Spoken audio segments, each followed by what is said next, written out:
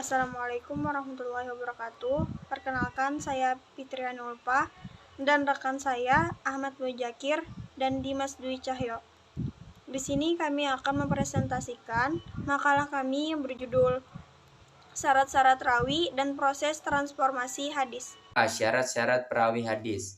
Rawi menurut bahasa berasal dari kata riwayah yang merupakan bentuk masdar dari kata kerja nawa yarwi yang berarti memindahkan atau meriwayatkan.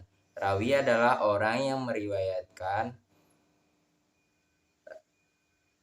atau menuliskan dalam suatu kitab apa-apa. Seorang perawi mempunyai peran yang sangat penting dan sudah barang tentu menurut pertanggungjawaban yang cukup berat. Menanggung pertanggungjawaban yang cukup berat.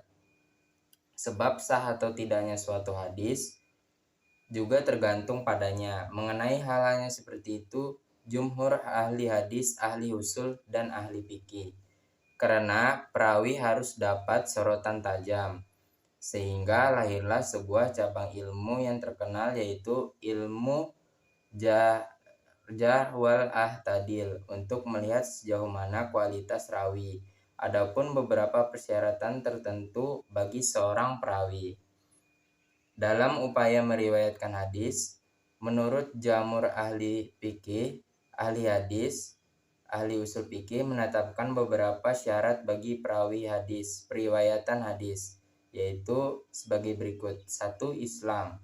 Pada waktu meriwayatkan suatu hadis, maka seorang perawi harus muslim, dan menurut ijma, periwayatan kafir tidak sah. 2. Balik. Yang dimaksud dengan balik ialah perawinya harus cukup usia ketika ia meriwayatkan hadis walau menerimanya sebelum balik. Yang ketiga, adil. Yang dimaksudkan dengan adil adalah suatu sifat yang mendekatkan jiwa seseorang yang menyebabkan orang yang mempunyai sifat tersebut tetap takwa, menjaga kepribadian, dan percaya pada diri sendiri dengan kebenarannya, menjauhkan diri dari dosa-dosa besar dan sebagian dosa kecil, dan menjauhkan diri dari hal-hal yang mubah tetapi tergolong kurang baik, dan selalu menjaga kepribadian. Yang keempat adalah dabit. Dabit adalah orang-orang yang kuat hafalannya tentang apa yang telah didengarnya dan mampu menyampaikan hafalannya kapan saja ia hendakinya.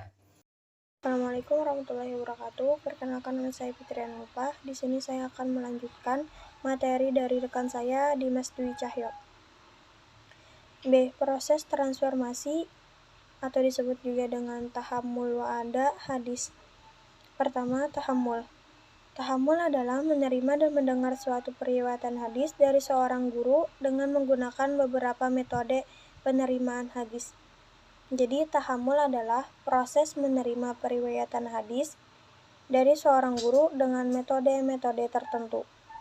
Adapun metode-metode tersebut diantaranya adalah A. Sama min labdi saikhi, yakni mendengar sendiri dari perkataan gurunya, baik secara didektekan maupun bukan, dan baik dari hafalannya maupun dari tulisannya.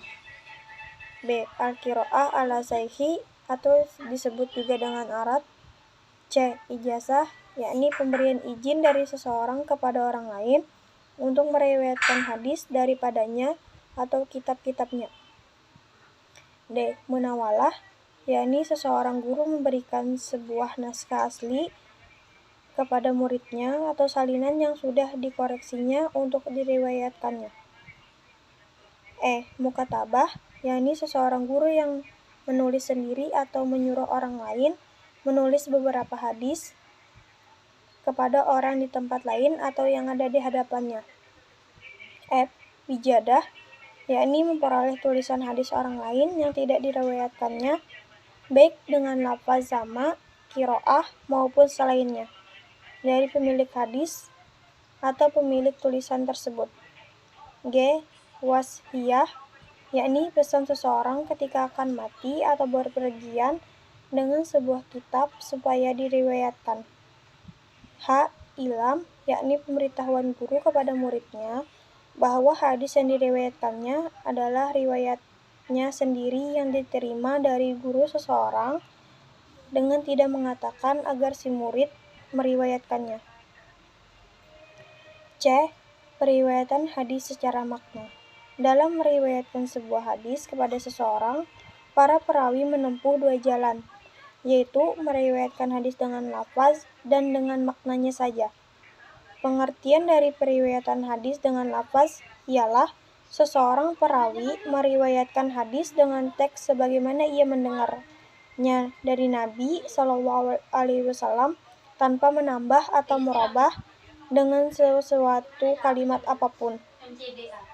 Sedangkan pengertian periwayatan hadis dengan makna adalah seseorang perawi meriwayatkan sesuatu hadis dari Nabi SAW dengan merubah atau menggantikan kalimat lain yang semakna dengan lafaz yang asli sejauh tidak akan merusak keutuhan maksud dari sabda Rasulullah SAW. Baik, materi selanjutnya akan disampaikan oleh rekan saya Ahmad Mujakir. Baiklah, saya akan melanjutkan pembacaan materi dari Fitriani Ulpah tadi. Boleh bagi seorang perawi meriwayatkan hadis dengan makna dengan syarat A. Bahwa seorang perawi adalah orang yang mengetahui bahasa Arab dengan mendalam dan mengetahui pula arah tujuan semua ungkapan dan seluk-beluk bahasa. B. Bahwa seorang perawi mengetahui dengan benar lafaz yang dapat merubah makna dan yang tidak. Bila kedua syarat tersebut tidak ada, maka periwayatan hadis dengan makna tidak boleh. Imam Syafi'i menjelaskan tentang sifat perawi hadis yaitu A. Hendaknya orang yang meriwayatkan hadis itu siqah dalam agamanya. B. Ia terkenal benar atau jujur dalam pembicaraannya. C. Mengetahui benar tentang hal-hal yang memalingkan makna dari lafaz. D. Hendaknya apa yang diriwayatkannya itu betul sebagaimana ia mendengarnya. D. Gelar ulama hadis. Gelar itu antara lain ialah Al-Muhaddis, Amir Al-Mu'minin fil Al-Hadis, Al-Hakim, Al-Hujjah, Al-Hafiz. Selain gelar Al-Hafiz, ada juga gelar Hafiz Hujjah. Dua gelar disatukan. Gelar ganda ini diberikan untuk ulama yang menguasai hadis lebih dari 100 sampai 300 hadis. Simpulan. Rawi adalah orang yang meriwayatkan atau menuliskan dalam suatu kitab apa-apa yang pernah didengarnya dan diterimanya dari seseorang. Salah satu faktor yang dapat mempengaruhi dapat atau tidak diterimanya suatu hadis ialah kualitas rawi. Tinggi rendahnya sifat adil dan dabit para perawi menyebabkan kuat lemahnya martabat suatu hadis. Syarat-syarat perawi hadis ada 4 yaitu Islam, balik, adil, dabit. Di samping syarat-syarat sebagaimana disebutkan, antara satu perawi dengan perawi lain harus bersambung.